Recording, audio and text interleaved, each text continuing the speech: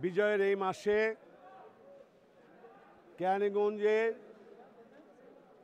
Model থানা আওয়ামী লীগের নবগঠিত আহ্বায়ক কমিটির নেতৃত্বে আমরা সকল নেতৃবৃন্দ সহ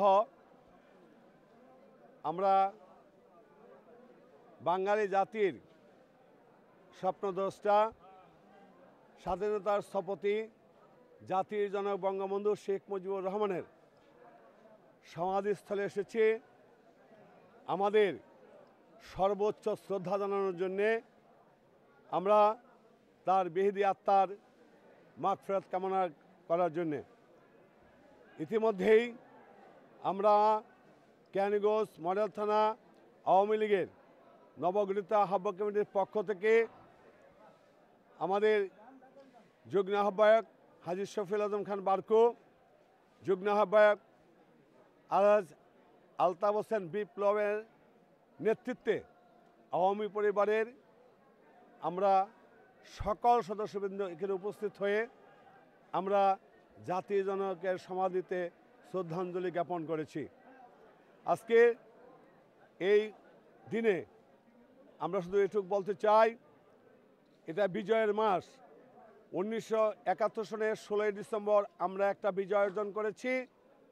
আমরা এই বিজয় মাসে কেরানীগঞ্জ মডেল থানা নতুন আহ্বায়ক কমিটির মধ্য দিয়ে আমরা আরেকটি বিজয়ের স্বাদ গ্রহণ করেছি।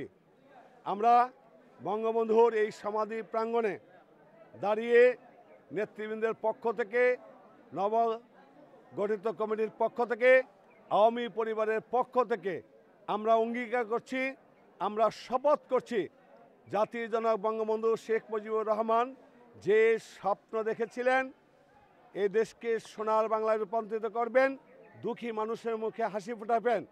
আজকে বঙ্গবন্ধুর অবর্তমানে তার সুযোগ্য উত্তরাধিকার বাংলাদেশের সফল রাষ্ট্রনায়ক দেশরত্ন শেখ হাসিনার নেতৃত্বে বঙ্গবন্ধুর স্বপ্নের সোনার বাংলা বিনির্মাণে আমরা সবাই শেখ হাসিনার পাশে থাকব, সংগঠনকে শক্তিশালী করব, সংগঠনের সকল নেতৃবৃন্দকে নিয়ে শেখ হাসিনার হাতকে শক্তিশালী রাখব এবং প্রিয় নেত্রী 17 কোটি মানুষের নির্ভরযোগ্য ঠিকানা দেশরত্ন শেখ হাসিনার স্বপ্ন ডিজিটাল বাংলাদেশ গড়ার জন্য আমরা একজন কর্মী হিসাবে আমরা কাজ করব।